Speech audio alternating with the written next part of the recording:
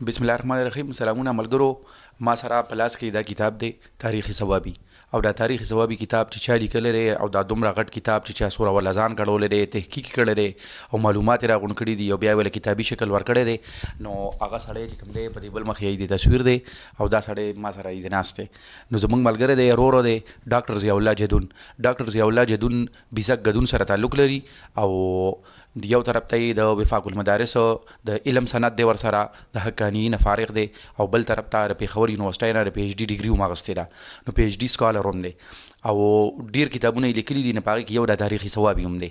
نو ډاکټر صاحب سره به په دې هکله باندې او د ثوابۍ د دې تاریخ باره کې یو څو خبرې کوو، نو تاسو موږ سره اوسئ. ډاکټر صاحب ډومبې تپوس مې ستاسو نه دا دی چې دا کتاب ستاسو چې کوم دی نه ذهن ته آیډیا څنګه راغله چې تاسو دا کتاب ولیکو او ښه راغلاست درته وایو زموږ په پروګرام کې په خیرالي درته وایو او ډېره مننه چې ټیم راله راکړو. السلام علیکم. اول خو ستاسو ډېره شکریا ادا کوم چې تاسو دومره درناوی او عزت راکړه. تاسو زه د دې قابل وګڼلم چې زه هم څه ویلی شم، ګر چې زه د دغې ځان اهل نه ګڼم. ډېره مننه کوم. بیا ستاسو دا سوال چې دا کتاب څنګه ما ولیکه، نو که ستاسو خیالي ما علماء ثوابۍ باندې کتاب لیکه، نو هغه سلسله کې چې کله زه په ثوابۍ باندې مې کار کا وګرځېدم، نو ما د دو څیزونو کمی محسوس کړ. یو خدای چې زمونږ دومره زرخیزه ځمکه ده، نو دې باندې چا څه قسم کار نه وکړی، لیکلي نه وکړي د تاریخ حوالې سره.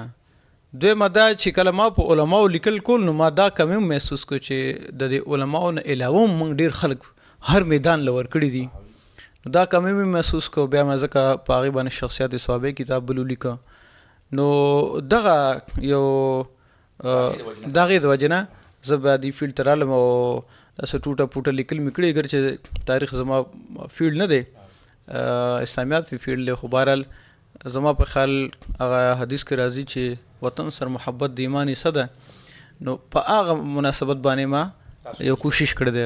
جی ډاکټر صاحب د لکه موږ خو وو چې یوسفزي 1500 کاله مخکې دلته رالل او موږ خو یوسفزي وو، اوس دا ثوابۍ د یوسفزو وطن دی، خو د یوسفزو نه مخکې دلته کې څوک آباد وو او د ثوابۍ قدیمي تاریخ چې تاسو کتاب کې ذکر کړی دی دا به کله نه شروع کېږي؟ نو څو پورې چې د قدیم تاریخ خبره ده جي، نو ما تاسو ته ووایي چې سپیسیفیک په ثوابۍ باندې لیکل نه دي شوي، خو موږ دې لحاظ سره ما تحقیق کړی دی چې په دې خطه باندې په دې علاقه باندې څوک پاتې شوي دي، نو د هغې مادې کې تذکره کړې ده. که اسانه مختصر الفاظو کې ووایو، نو هندوان په دې علاقه کې پاتې شوي دي. او بل غلط فهمي زموږ د خلکو د هغه هم لر کول غواړم چې زموږ خلک وایي پخوا دلته سیکان پاتې شوي دي د عیسی علیه السلام نه مخکې، حالانکې سیخ خو اوس دی. یو دا زموږ غلط فهمي ده.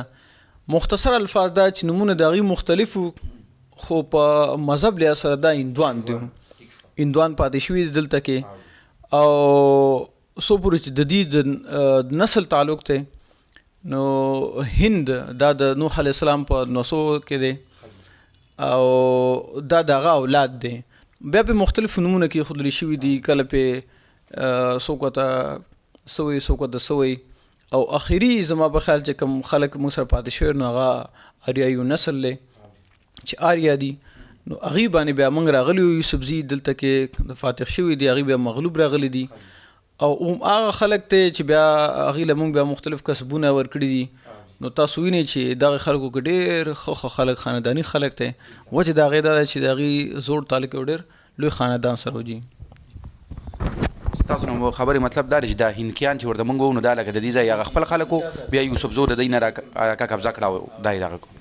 خالي بل په کتاب کې تاسو د دې خبرې ذکر کړی دی چې دلته ثوابۍ ته پښتونخوا ته صحابه هم راغلي وو، نو لکه مطلب دا دی چې دا 9 صدي وه، نو د 9 صدۍ کې چې صحابه دلته کې راغلي وو دې باره کې تاسو څه وایئ؟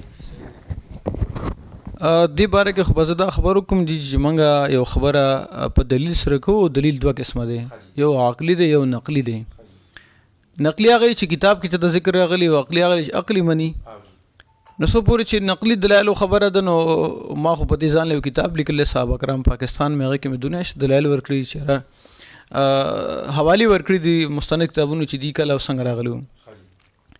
او څو پورې د عقلي دلیل خبره ده نو ما د کې ډېرې وجې تسمیه لیکلي د ثوابه، خو یو وجه دا هم ده چې دا ثوابي اصل کې صحابي دی دا، او د هغې وجه دا ده څنګه تاسو ته پته چې پښتانه سواد نه وایي، لکه موږ صابر یو کس نوم دی موږ ته صابر وایو، نو دا سواد د خپل اوقات رکړی نه دی بلکې هغه موجود دی، او البته ح په و باندې موږ بدل کړی ده، نو صحابي نه موږ ثوابي شوي. او د هغې دپاره یو بل ثبوت دا دی چې زموږ د صحابه ته مخامخ د ریاسین نه پورې په علاقه چچ کې او کله د اصغر هغې کې اوس هم د صحابو قبرونه موجود دي، نو دا زموږ دپاره ډېر لوی احساس دی چې الحمدلله زموږ صحابه ته صحابه راغلي دي، بلکې د هغې په نسبت باندې زموږ صحابه مشهور دی. نو ملګرو دی ویډیو کې تر دې دمه پورې دومره دی، او بیا هم د دې کتاب نه تاریخ ثوابي نه به انشاءالله بله ویډیو کې نیکسټ چې دی پسې څه شوي دي نه هغه به تاسو ته بله ویډیو کې پیش کوو. موږ سره اوسئ، ډېره مننه.